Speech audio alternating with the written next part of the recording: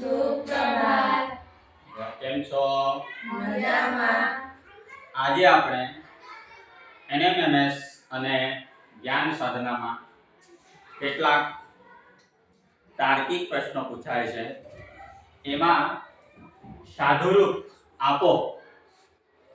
આપોના દાખલા તમે લગભગ 5મા ધોરણમાં ભણી ગયા જ હશો, પરંતુ એને અહીંયા વિશેષ રીતે આપણે જોવાનું છે.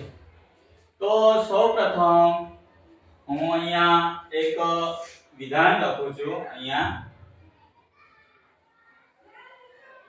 જોજો એક સૂચના લખવામાં આવી છે કે જો વત્તાના બદલે ઓછા ને ઓછાના બદલે ગુણાકાર ને ગુણાના બદલે ભાગાકાર અને ભાગાકારના બદલે સરવાળા ગણતા શું જવાબ આવશે?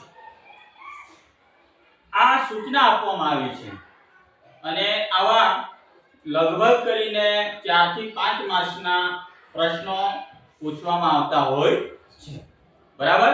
તો આવું જ્યારે આપવામાં આવ્યું હોય ત્યારે પહેલા સમજો, જો વત્તાના બદલે ઓછા ને ઓછાના બદલે ગુણાકાર ને ગુણાકારના બદલે ભાગાકાર અને ભાગાકારના બદલે વત્તા ગણતા શું જવાબ આવશે?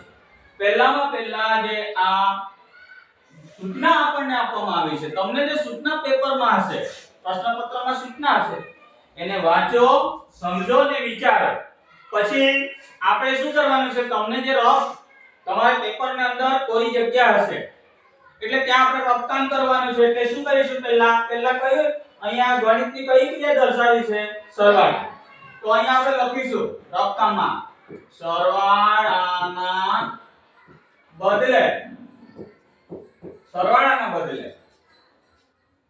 ઓછા એટલે કે બાદબાકી આવી રીતે લખવાનું.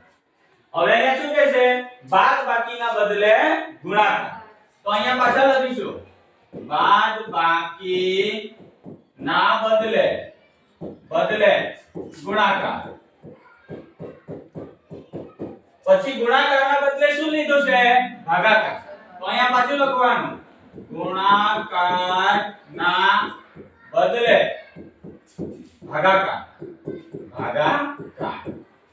છેલ્લે શું છે? ભાગાકારના બદલે શું લેવા કીધું છે? સરવાળા. શું લેવા કીધું છે? જો સાંભળો, અહીંયા પહેલા ભાગાકારના બદલે ગુણાકાર એવું પણ આપી દીધું હોય. અહીંયા જે રીતે સૂચના આપવામાં આવી હોય તે રીતે અહીંયા આપણે શોર્ટકટ બનાવી લેવાનો છે. શોર્ટકટ બનાવી લેજો. હા. કાચું લખી લેવાનું રફકામ પેપરમાં, પ્રશ્નપત્રમાં કોરી જગ્યા છે ત્યાં. હવે આટલું કર્યા બાદ અહીંયા હું એક સમીકરણ લખું છું સાદુરૂપ આપવાનું, તે જોજો.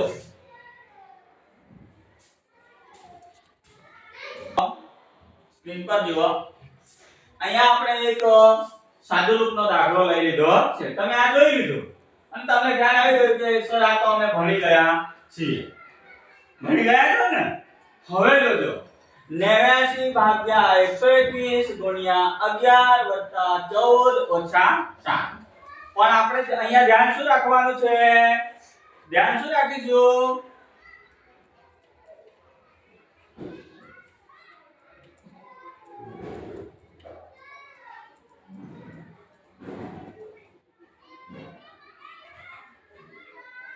અહીંયા આપણે ધ્યાન શું રાખવાનું છે? તો જુઓ અહીંયા શું ધ્યાન રાખીશું? આજે આપણને સૂચના આપવામાં આવી છે એને આપણે ધ્યાનમાં રાખવાનું છે. બરાબર? આ સૂચનાને આપણે ધ્યાનમાં રાખીને જ આગળ આ જે સમીકરણ જે છે આપણી પાસે એની ગણતરી કરવાની છે. જોજો, તો અહીંયા સૌપ્રથમ એટલું યાદ રાખીશું કે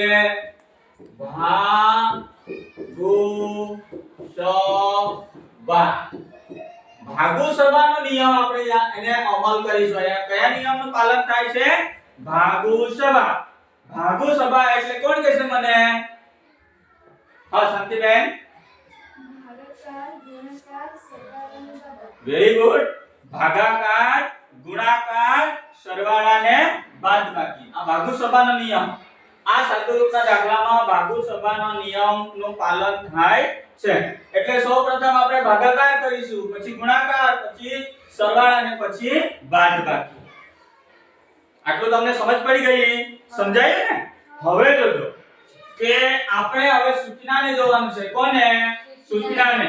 જોજો કે પહેલા સમીકરણ આપણે જે સૂચના લખેલી એમાં આપણે જોઈએ કે સરવાળાના બદલે ઓછા, સરવાળાના બદલે ઓછા અને ઓછાના બદલે ગુણાકાર અને ગુણાકારના બદલે ભાગાકાર અને ભાગાકારના બદલે સરવાળો. બરાબર?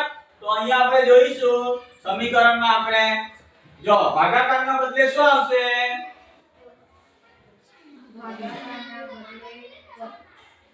ભાગાકારના બદલે વત્તા. જોજો ભાગાકારના બદલે સરવાળો. બરાબર? પછી જો 89 ભાગ્યા તો ભાગાકાર આવ્યો ને, આ ભાગાકાર. તો ભાગાકારના બદલે આપણે સૂચના શું આપી છે? સરવાળો કરવાનો. તો સરવાળાને અહીંયા ચિહ્ન લગાડી દીધું. પાછા સંખ્યા લખી દો 121. પછી ગુણાકારના બદલે શું કીધું છે? ભાગાકાર. ગુણાકારના બદલે શું કીધું છે? ભાગાકાર. તો અહીંયા ભાગાકાર કરીશું. પાછા 11 લખી દઈશું. સરવાળાના બદલે શું કીધું છે?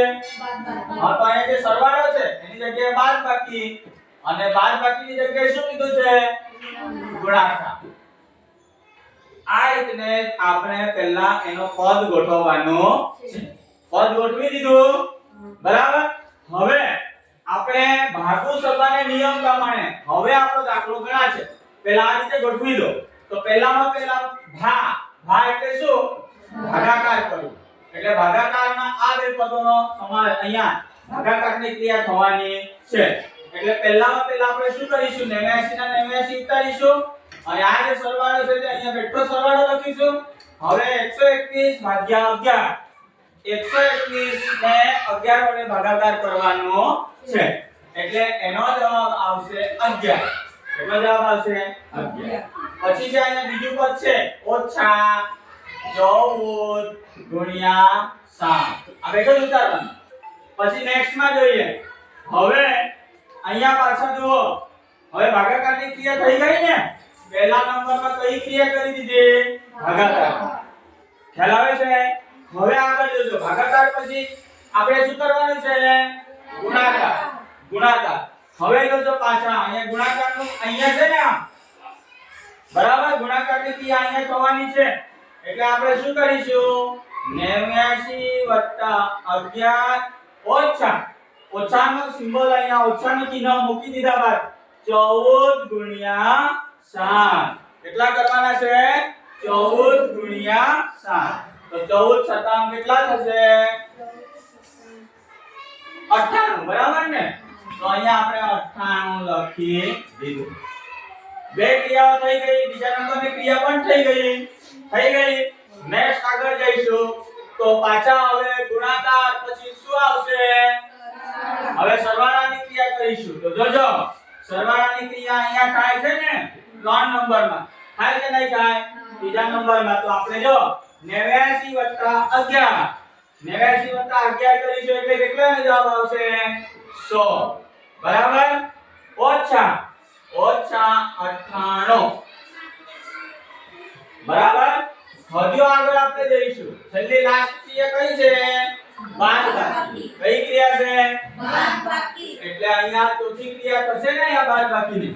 બરાબર? જોજો 100 માંથી 98 બાદ કરીશું તો જવાબ કેટલો આવશે? 2. કેટલો જવાબ આવશે? 2. ખ્યાલ આવ્યો? તમને બાળકો? હા, ઓકે. ઉતારી દો. જે આપણને સૂચના આપી છે તેને ધ્યાનમાં રાખીને બીજો અહીંયા આપણે એક સમીકરણ લખ્યું છે. બીજો એક દાખલો લખ્યો છે. જો 25 ભાગ્યા 6 ગુણ્યા 2 ઓછા 3 વત્તા 1. પણ આપણે જે અહીંયા જે આપણને ગાણિતિક ક્રિયાની જે સંજ્ઞાઓ આપી દીધી છે, જે ક્રિયાઓ કરવાની છે, એમાં સૂચનાને આપણે ધ્યાનમાં રાખીને કરવાની છે. એટલે 25 ભાગ્યા 6 છે. એટલે અહીંયા ભાગાકારના બદલે શું કરવાનું છે? જુઓ તો ભાગાકારના બદલે સરવાળો વત્તા 6. હવે અહીં ગુણાકારના બદલે શું કરવાનું છે? ગુણાકારના બદલે ભાગાકાર. પછી સરવાળો બાદબાકીના બદલે બાદબાકીના બદલે ગુણાકાર અને સરવાળાના બદલે બાદબાકી.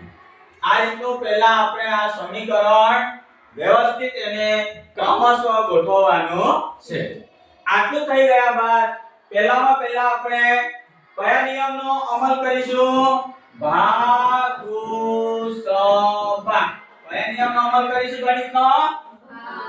ભાગોસભા. હવે અહીંયા જુઓ, પહેલા ભાગાકાર હોય આપણે ભાગાકારની ક્રિયા પહેલા કરીશું. એટલે જો અહીંયા 25 + 2 તો પહેલા અહીંયા લખી દો 25 + 2 બરાબર. સોરી 25 + 6 છે ને, 25 વત્તા લખો પછી અહીં શું છે 6/2 છે. તો 6/2 કરવાનો છે. 6/2 કરીશું એટલે કેટલો જવાબ આવશે? 6/2 કરીશું તો કેટલો જવાબ આવશે શીતલબેન? 6/2 કરતા કેટલો જવાબ આવશે?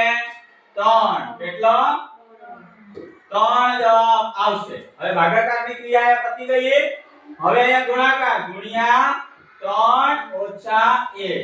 પહેલા આપણે આ એક ક્રિયા બતાવી દીધી. એક ક્રિયા આપણે પૂર્ણ કરીને હવે ભાગાકાર પછી કઈ ક્રિયા કરવાની છે?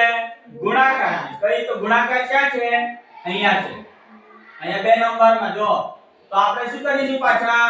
25 વત્તા પછી 3 તારીખ 9 - 1. આટલું થઈ ગયા. આટલું કર્યા બાદ ભાગાકાર ગુણાકારની ક્રિયા થઈ ગઈ. હવે કયો નંબર આવશે? સરવાળાનો. કયો નંબર આવશે? સરવાળાનો. તો 25 + 9. 25 માં 9 આપણે ઉમેરવાના છે. તો કેટલો જવાબ આવશે? હા, કેટલો? 34 - 1. એટલે આ પણ ક્રિયા, આ ક્રિયા ત્રીજા નંબરમાં થઈ ગઈ. સરવાળાની ક્રિયા થઈ ગઈ. હવે બાકી શું રહી? બાદબાકી. શું રહી? બાદબાકી. તો અહીંયા આપણે જે કર્યું હતું, અહીંયા 25 ને 9 34 - 1 આટલું થાય છે. બરાબર. હવે બાદબાકીની ક્રિયા છેલ્લા અંતમાં છે. તો 34 - 1. તો એનો જવાબ કેટલા આવશે? 34 માંથી 1 જાય તો 33. કેટલો જવાબ આવે છે? 33. ઉતારી દો. તો હજુ ધ્યાન આપજો. એક આપણે વધુ સમીકરણને જોઈએ. જુઓ, સૂચના તો આપણને જે આપી દીધી છે ફિક્સ સૂચના છે. સમજ પડી ગઈ? અહીંયા જે સૂચના આપી છે તેને ધ્યાનમાં રાખીને જ આપણે આ સાદુરૂપ આપોના દાખલાની ગણતરી કરવાની છે. બરાબર.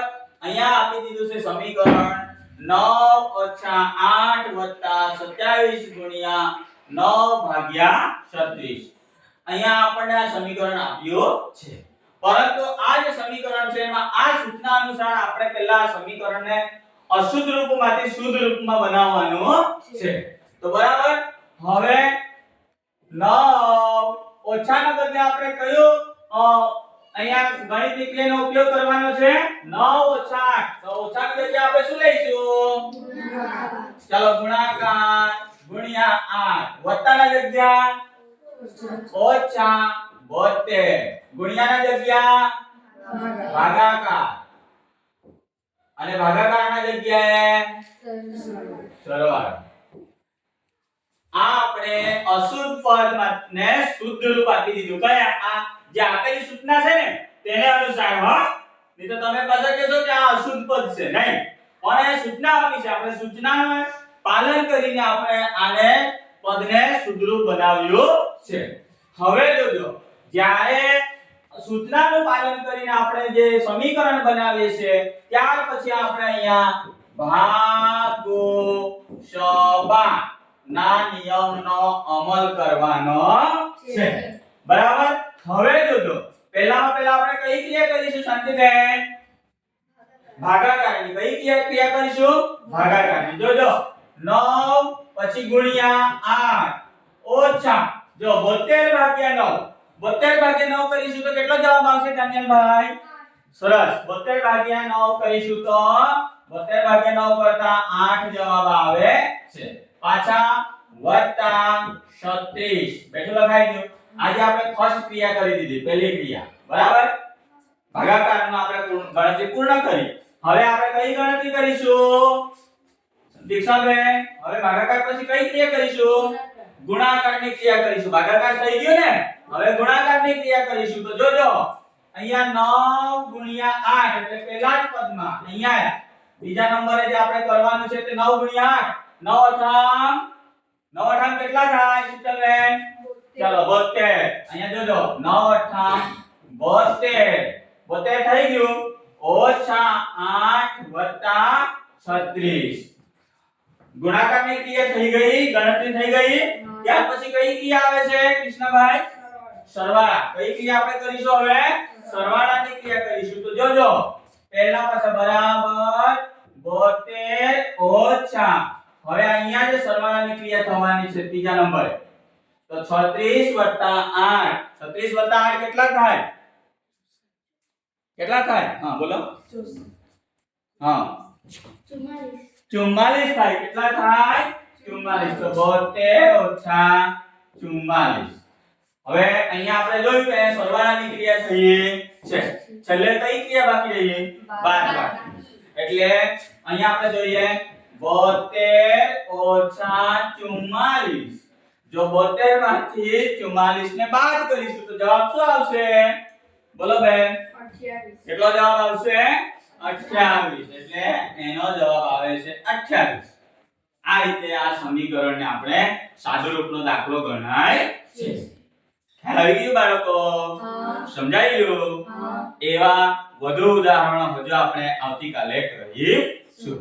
અને જો અમારી આ જે ગણન ક્રિયા તાર્કિક ક્રિયાઓની રીત જો તમને ગમી હોય તો અમારી ચેનલને લાઈક કરજો, શેર કરજો, સબસ્ક્રાઇબ કરજો જેથી આવનાર વિડિયોનું નોટિફિકેશન તમને મળી રહે.